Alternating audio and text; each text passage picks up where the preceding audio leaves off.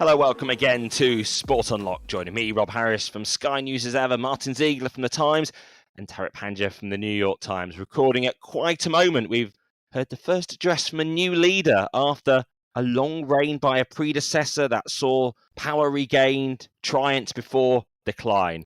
So how will Arne Slot do at Liverpool? Good one, Rob. Good one.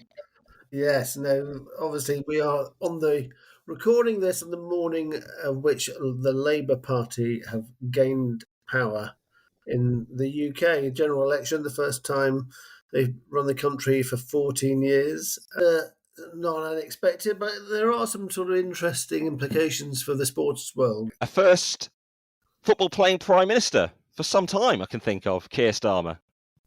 Well, I remember, Rob, Tony Blair and those headers with Kevin Keegan to show his football chops, but he wasn't really a football-playing Prime Minister. Zeke's Keir Starmer, he likes his regular game of football, an Arsenal fan. It was Rishi Sunak was trying to out-football him last week as well, wasn't he, with his Southampton chops, and they're both celebrating England. Starmer wearing a plain white T-shirt rather than England shirt shows how many advisors might think of these pictures. We had Sunak seen at Southampton games fairly recently. In fact, the manager apparently wouldn't go and see him. But a former Southampton chairman, Rupert Lowe, has been elected to Parliament with the Reform Party. I mean, Rupert Lowe is very a sort of Thatcherite, wasn't he? And sort of made that plain to whoever he spoke to when he was running Southampton. So yes, he's joined the Nigel Farage Reform Party, and he is now going to be in Parliament. For those who aren't in Britain, the Reform Party is this insurgent party, guys, right? It is of, I guess, the right. Would you say far right? I don't know. The right of the Conservative Party, and it done quite well in terms of the popular vote, if not in terms of seats. Yeah, building on the Brexit campaign, of which Rupert Lowe was a very vocal proponent of. And analysis all round over does vote share translate into seats. Someone who's lost his seats is a certain Douglas Ross. Maybe not familiar to many, but a Conservative Party MP he was in Scotland, but also a referee at the top level. Well, you have more time for that now. He was actually an assistant referee for an England-Wales men's game at Wembley in 2020. And subsequently, actually, some of the investigations into his conduct related to various spending while travelling to matches. The other takeaway, at least we have candidates competing against each other in these elections. We've recently been to a lot of football elections, sports elections, where there is, a princely total of one candidate usually that the electorate gets to pick from. So I guess we've seen how democracy works. Yeah, it was actually Jeremy Hunt who was the cabinet minister with the sports brief at the time of the London 2012 Olympics. In his own speech, having unexpectedly for some retained his parliamentary seat, he was talking about the greatness of democracy and being able to peacefully hand over power. But yeah, in sport, there has been an aversion to contested elections for so many of the big posts at the top of football, which obviously bring great prestige, great honour, and great access to power around the world and status. Well, not just football. I mean, loads of different sports. Most international federations avoid having these elections, just usually because the incumbent is almost guaranteed to win, so that people think there's no point. And also the same with the International Olympic Committee. Before we move on there, Zeke, why is it that for listeners who don't know the world as well as us, why is it that the incumbent is always likely to win in these sports elections? Well, because of the system of patronage, isn't it, basically? The delegates from each country who vote on for international federations, they want to keep their, whatever positions that they hold on committees and any benefits that comes with them, and so it's you build up this system, a pyramid of patronage, basically, don't you? Where the president has this sort of power to hand out, not just sort of financial rewards, positions of giving people influence, and therefore they then vote for him or her, and so it continues. Like a king. Yeah. So What will this election mean? I suppose for many around the world, what will the new government do in terms of getting involved in sport? Labour, the last time in power, of course, led the bid for the 2012 Olympics. That was won and eventually delivered by a Conservative government. But we've talked often about the plans for football regulation, something backed by Sir Keir Starmer. He was actually very sympathetic to the Conservative Party point of view, and I interviewed him a few months ago in terms of not wanting to cause any unnecessary damage to the Premier League. The independent football regulator will continue. I think there may be attempts to make it a bit stronger, for example, toughening up the rules and whether clubs can play competitive matches abroad. That might be one significant change in toughening that up, because I think the Arsenal Supporters Trust, I know, we're going to push quite hard for Labour to make that a bit more rigorous. It'd be interesting to see how much of a priority it is after being out of power for 14 years as they try to put bills through Parliament where the football regulator bill fits. It was already progressing when this election was called. Someone said to me, is it seen as oven ready, or do they start again from scratch with it? Another sporting person who lost out was James Cracknell, the Olympic rowing gold medalist, stood for the Conservatives in Colchester and was heavily beaten. So the good news for him, So he'll his be free campaign, to commentate on the Olympics. indeed, his campaign was sunk.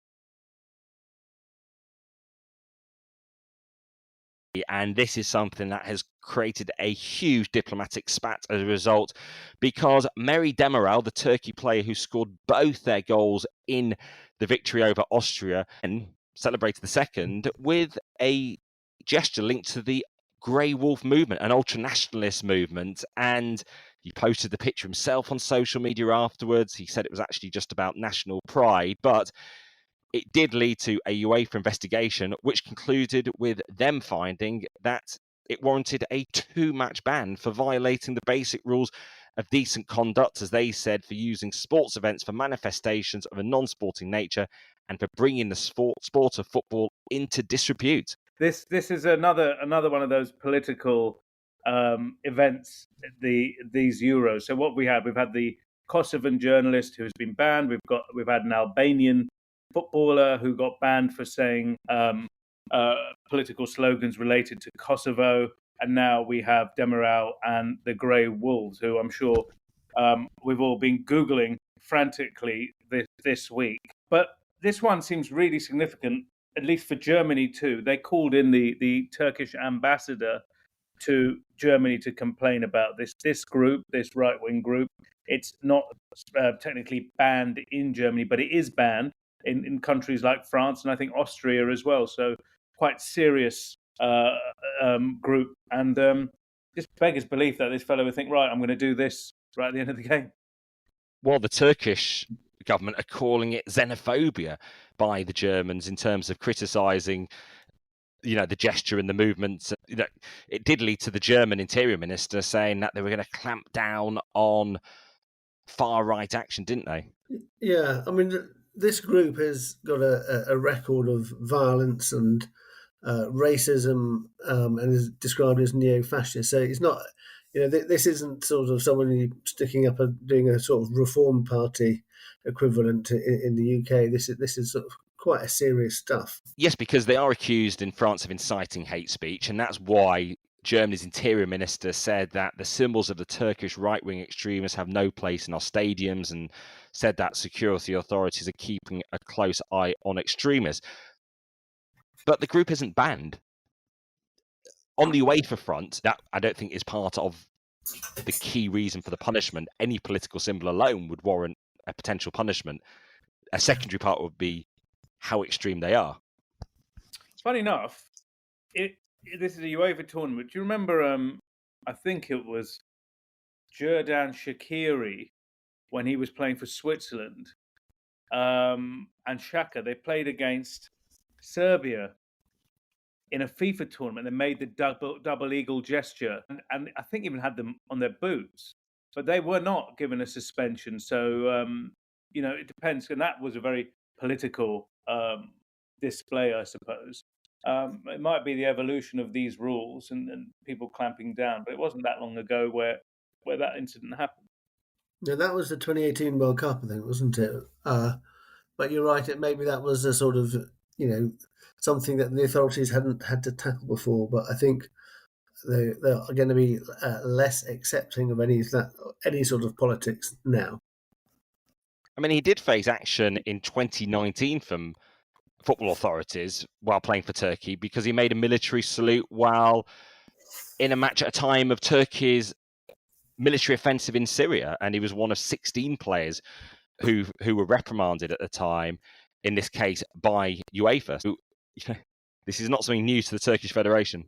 No, and it also shows this thing about how connected these national teams are to their states. These are symbols of their countries, and when they do these things, the platform is ginormous. Obviously, we're coming to the Olympics in a few weeks. We're probably going to see more of that. Well, yes, and the Grey Wolves group were originally part of a youth wing of the MHP party. They're in alliance with the party of the Turkish President Erdogan at the moment. And in this game, it wasn't the only incident as well, because the Austria fans were involved in chants of foreigners out. And it's quite an interesting situation, is because their team song was previously a dance anthem, L'amour toujours. It's played at the time of goal celebrations. But in the weeks before the Euros, this song started to be adopted by German youths appropriating Nazi slogans. So it became associated with extremism, which meant it then could no longer be used as a team song. But we have heard it around the tournament, also Hungary fans as well adopting it, a reference to Free Gigi. It's the artist behind L'amour toujours. And this is apparently been investigated by the police in Leipzig. It's yet another layer of political issues around this tournament. As you say, we've seen the Balkan ethnic tensions over flags and chants, Kosovo related, Croatia, Albania, Serbia are all fined as well, even issues over the display of Russian flags at times as well, with Russia still banned over the war in Ukraine. Could the England fan singing "No Surrender to the IRA"? That's political, isn't it? Well, yeah, it's interesting. They don't actually say IRA, though. It's something they insert a lyric still in the national anthem where they say "no surrender." Now, it's clear what it does refer to, but UEFA seems to overlook that. I would say, as we open the podcast talking about the UK election, which might surprise some, that when you're sort of in and around the England fans, there haven't been any chants related to the election. There was just one group that was seen in Frankfurt that were wearing Nigel Farage masks and "Stop the Boats," which was a slogan actually largely of the Rishi Sunak administration. But largely, this election has not been something you've heard at all in any fan chants while in the main squares. We do hear a lot of World War II related chants still at times. No, well, I suppose the England fan base, majority from what we've seen, is not that politically minded in the sense of when you talk about countries like Hungary with the the black shirted fans and the others like that, they're very, very clearly sending political messages. You haven't seen that with England. But guys, can I just move on to other incidents in the stadium? Cristiano Ronaldo, he has been a magnet for everything but I guess a goal or a good performance. We saw him basically try every which way but lose to finally score a goal in Portugal's victory the other night against Slovenia. He ended up missing a penalty, crying, all sorts of things. But what I wanted to talk about was these selfies, these fans who have been desperately trying to get on the field to try and take a picture with Cristiano Ronaldo. And it's got to a point where they've had to increase security. We've had a fan diving, it seemed, 50 feet to try and get his picture taken. I don't know what this man's condition is. It didn't look good from the videos. the Portuguese FA had written to UEFA to try and do something about this. But it's almost like, what can they do? They've got more stewards. These people are arriving. It's almost this insatiable need for a photo with this man. So various security failings involving these Portugal games, with fans getting on the pitch for selfies, also attempted to jump on Ronaldo. None of these games involved Germany. Germany, of course, are co-organising this tournament with UEFA, but it's Germany that got the fines. Isn't it UEFA that takes control of the stadiums?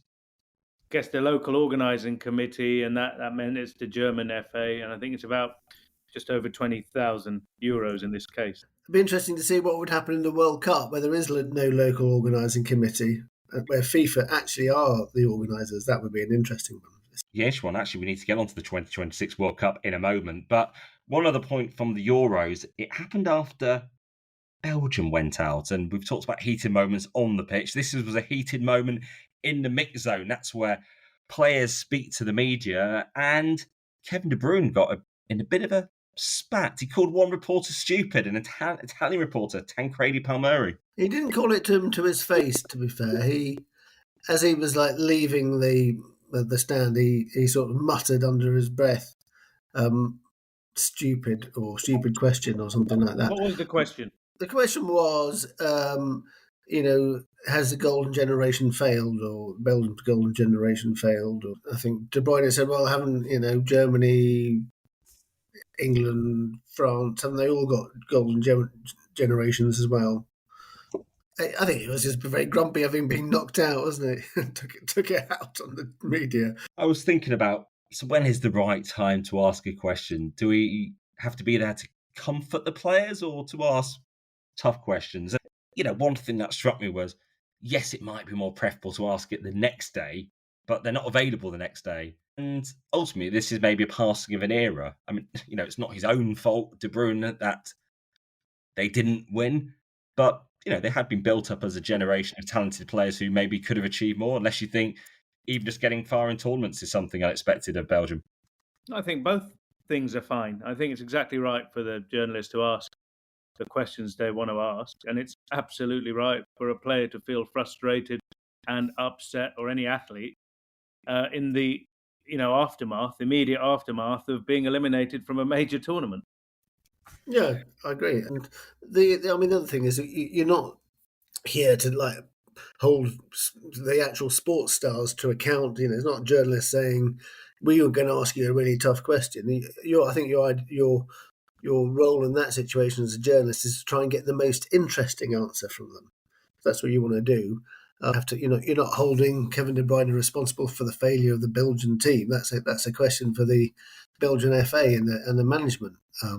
But I think it's still absolutely right. You can ask searching questions in those situations. Yeah, it's not like he punched someone or something and got himself sent off, but that did happen in Copa America. As the United States got knocked out of a tournament that they are hosting, all building up to the 2026 World Cup, Tim Weah got sent off. It was followed by horrific social media abuse against the American star. That has been condemned. It'll be interesting to see how forceful any of the actions of authorities are, the FAs, in trying to take on the social media firms on that abuse. As for the tournament itself, both the US and Mexico knocked out just 2 years out from co-hosting the World Cup. That won't be good for TV audiences in particular. Not good for TV audiences, and not good for kind of building enthusiasm for this tournament, which is going to be enormous in the United States, Mexico, and Canada. Before we go on the TV audience, one of our colleagues in America, Simon Evans, who now works at AFP based in Miami, he'd been to the 1994 World Cup the last time it was staged there. And he said outside of the tournament, the games, there was no sense there was a major event happening in America in 94. And he's feeling that, again, he's worried about 2026. So that's something to look for. And in terms of the TV audiences, the numbers have been, up until now, enormous, really good. Like the US, that loss that you referenced there, Rob, averaged 3.78 million viewers, most watched non-World Cup match ever on Fox Sports 1.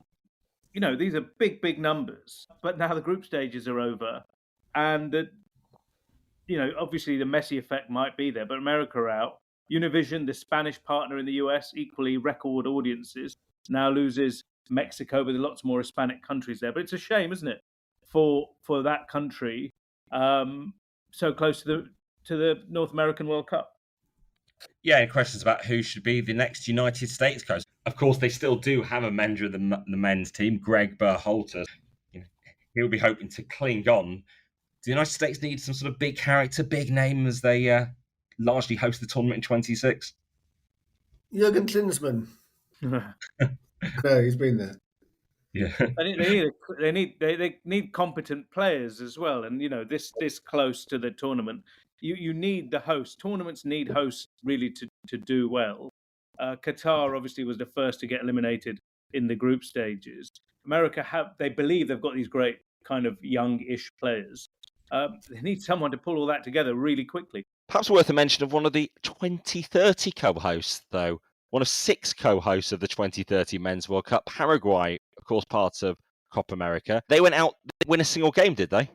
They went out without winning a single game. Look, this is a country that hasn't qualified for the World Cup since 2010, but the CONMEBOL president is from, guess where? He's from Paraguay.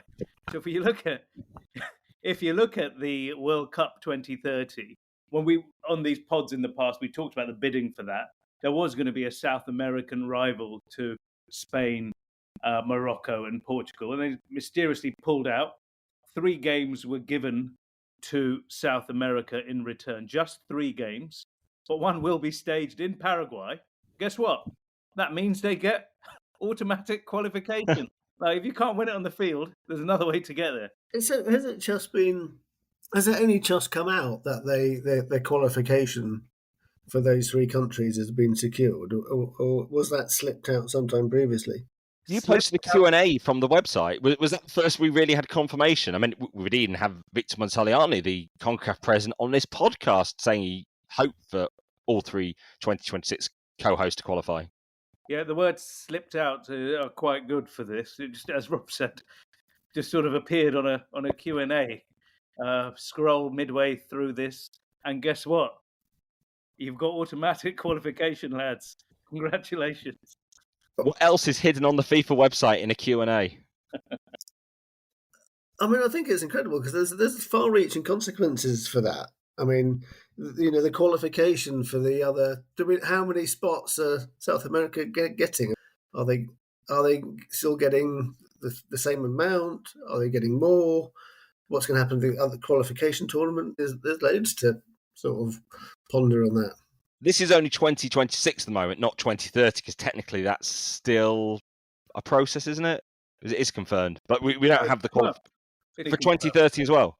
Yep, they're hosts. They're getting their seat. They're going to play their game into that one game, at least in Asunción, the home of CONMEBOL. And you know what? If there was qualification, guys, there would be a big problem, because there is a team coming up the rails. One of the surprise teams of this Copa America is Venezuela, and Venezuela, along with Bolivia, are typically the make-weights in South America, that 10-team tournament over there.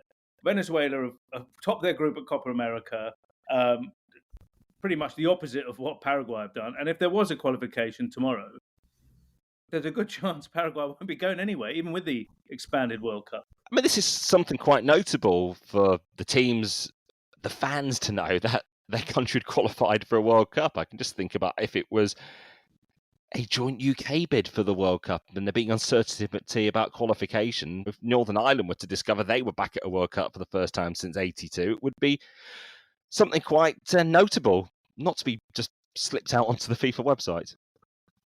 No, it's big. I mean, obviously the joint UK and Ireland bid for the Euro 2028 has yet to be confirmed, the qualification things. It's expected that there's going to be all the 5 countries will have to take part in the qualifying competition, with 2 slots basically reserved for any who fail to qualify. Well, that's football hosting. What about Olympic hosting? And we are just weeks away from the Paris Olympics. But something that suddenly popped up on my feed, which is the IOC media posting a denial about the Olympics. And this was the first I discovered about a story. It still wasn't clear. What exactly happened that led to the IOC putting out this quite notable public statement? Well, this is another attempt. Martyn will fill us in with the details, but it seems to be a Russian disinformation campaign. We've talked about it before. Remember that fake Tom Cruise AI generated documentary? There were fake news reports related to Canal Plus. And Martyn, what was this one? So this was basically another sort of fake report saying that Thomas Bach was seriously considering postponing or cancelling the Paris Olympics because of the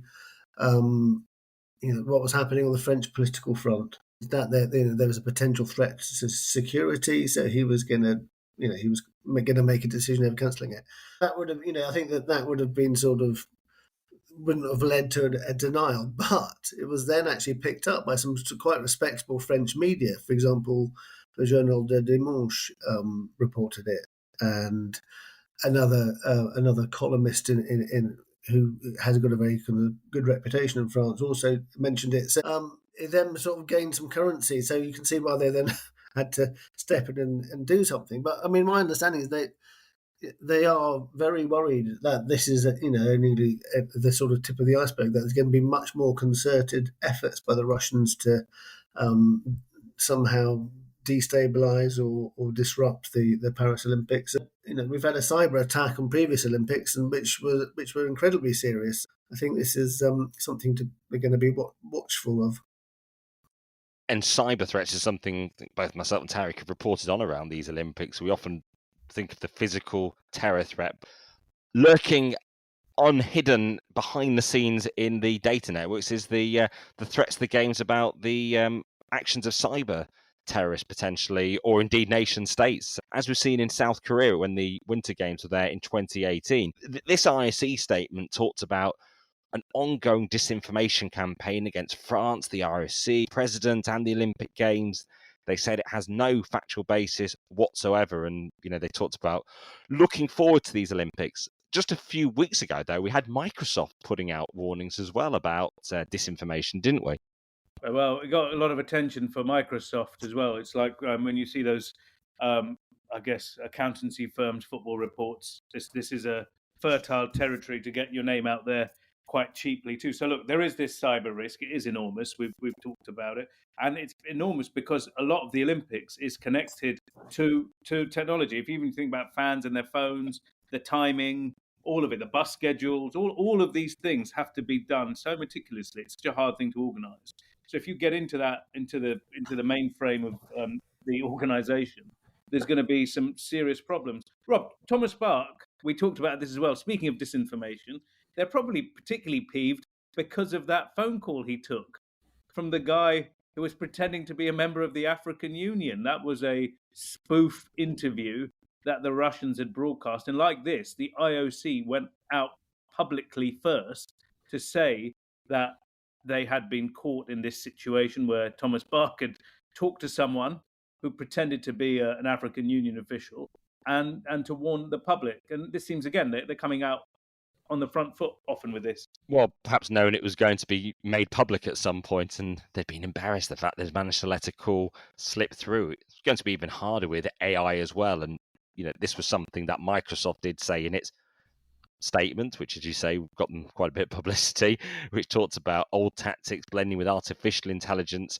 in malign activity that may intensify as the Olympics approach. And they talked about attempts with disinformation to denigrate the reputation of the IOC as they build up to the Paris Games.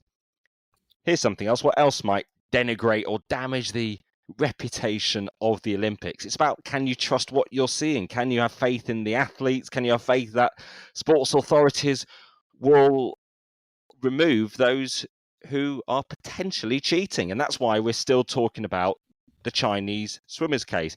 Can we have faith in the anti-doping authorities to be able to pursue action to remove those who might be doping from the Olympics and other sporting competitions? Still questions about WADA's conduct in this case. They blamed it on a simple case of contamination, but certainly That's not how the US authorities see it, because the FBI are now involved.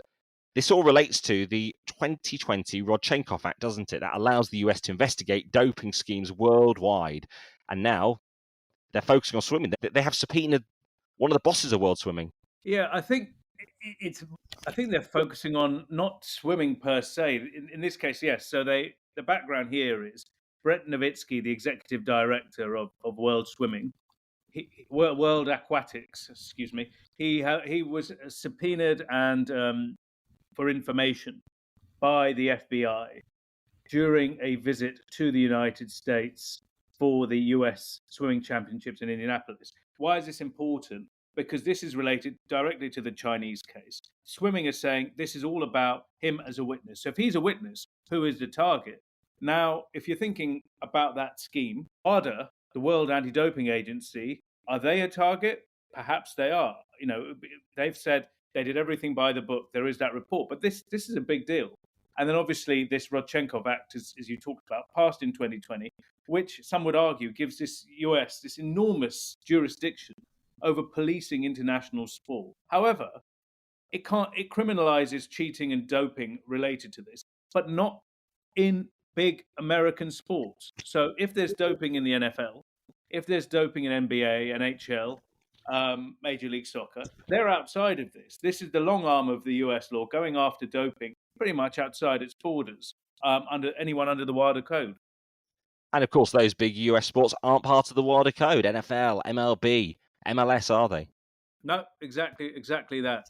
So WADA and the Chinese and others have said, look, this is becoming political, or this is political. But then they would say that if they didn't follow the rules. So we want this report. We want as much transparency as possible, and all of this to come out, so we can see where these chips land. Yeah, this is the story that keeps on rumbling on, isn't it? Obviously, I think we will keep a close eye on it as well. Yeah, particularly build up to the Paris Olympics. Interesting. We often get reports of tourism boosts and economic boosts to countries around the Olympics. Countered with that is often anecdotal evidence, at least, of perhaps reductions in tourist numbers around Olympics, because people are deterred from going to the host cities. And now actually Air France, who are a sponsor of the Olympics, have said they're preparing for a 180 million euro hit because tourists will be avoiding the Olympics in Paris. Yeah, but what about all the visitors that are coming in? That doesn't make any sense to me. Yeah, well, we'll wait for the numbers to come in from all that. Well, this is still a podcast where we are all speaking. We mentioned AI. No AI in the... Well, certainly the voices that we use on this pod, although it does actually help in the editing, I've got to say, these days. But how far should the use of AI go? Should it create news?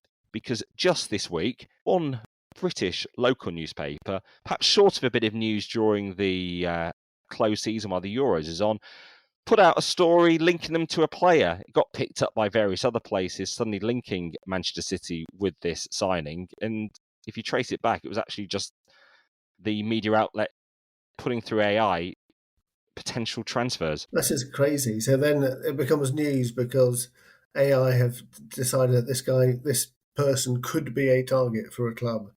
Yeah. Is this the point where we actually revealed to listeners that Tariq hasn't actually been appearing in this podcast? It's all generated from his previous appearances. I do have to say, there is a new function to some of the software we use, which even allows you to now write out complete sentences. It will give our voices, but I've absolutely never tried it.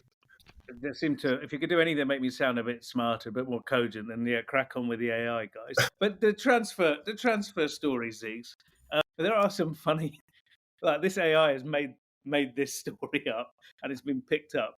But we are living in a world where, when it comes to the transfer market, we've heard, we've seen, any old player being linked to some club somewhere, where they are, they're not, and the story catches fire, doesn't it?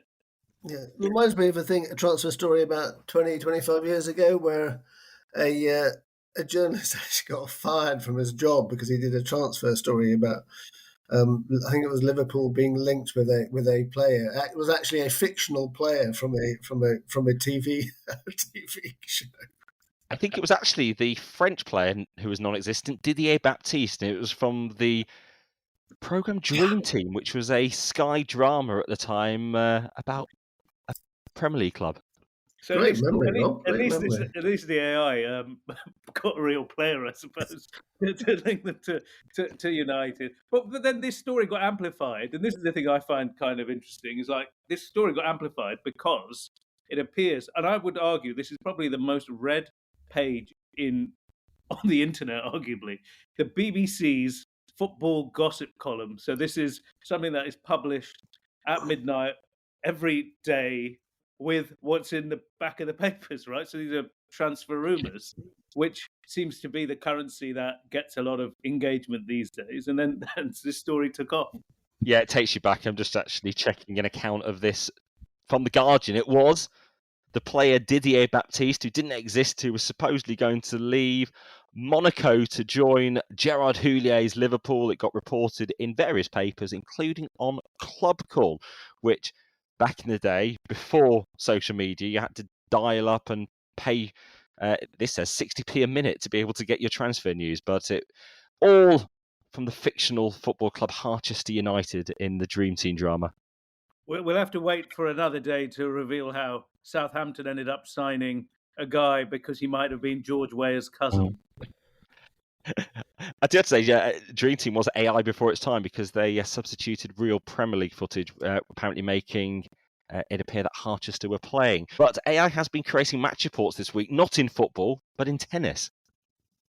Yeah, they have at Wimbledon. They've been using this thing with IBM, doing little sort of match reports, which read really clunkily, terribly. The only thing that they do make it clear that they are sort of generated by AI, but they make mistakes as well. They're getting players' nationalities wrong, things like that, and it just reads terribly, but one day we will all be replaced.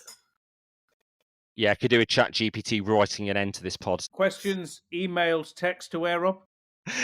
At Sport Unlocked on X, Facebook, and Instagram. You can also email us anonymously if you want, sportunlockedpod@gmail.com. And as ever, if you hit subscribe, we land in your feeds automatically. But for now, thank you for listening. Goodbye.